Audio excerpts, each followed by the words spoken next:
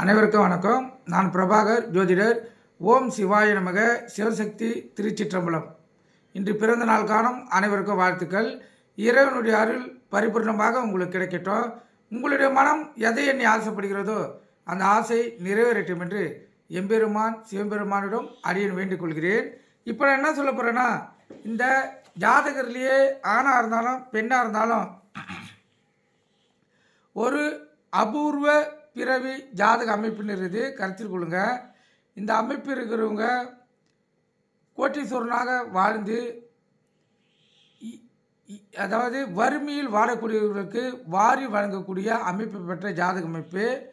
இந்த அமைப்பு பெற்ற ஜாதகம்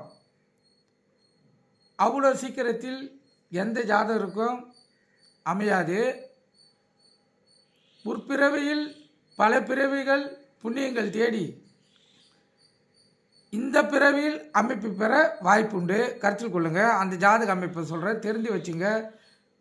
ஏன்னா உங்களுடைய பிள்ளைகள் கட்டத்திலும் இந்த ஜாதக அமைப்பு அபூர்வமாக இருக்கிறதுக்கு ஒரு வாய்ப்பு இருக்குது. அப்பயே நீங்கள் தெரிஞ்சுக்கலாம். நீங்கள் ஏழ்மையாக இருந்தாலும் அந்த பிள்ளைகள் மூலம் உங்களுடைய வளர்ச்சி மிகவும் சிறப்பாக இருக்கும், கருத்தில் கொள்ளுங்க.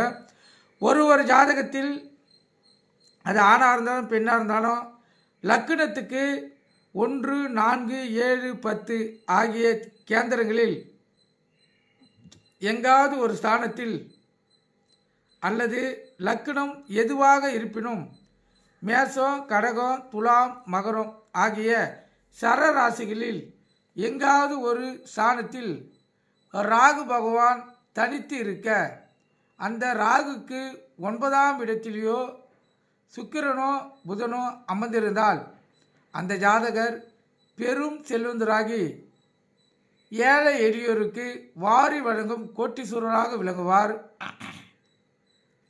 இத்தகைய அமைப்பை பெற்ற ஜாதகர்கள் இந்த உலகில் பிறவி எடுப்பது என்பது மிகவும் அபூர்வமான ஒன்று, கருத்தில் கொள்ளுங்க. இந்த அமைப்பு உங்கள் பிள்ளைகள் ஜாதகத்திலும் இருக்குதா பாருங்கள். 100% அவங்க இந்த அமைப்பை பெறுவாங்க. நீங்கள் கருத்தில் கொண்டு பயன்பெறுங்க. நன்றி, வணக்கம். வாழ்க வளமுடன்.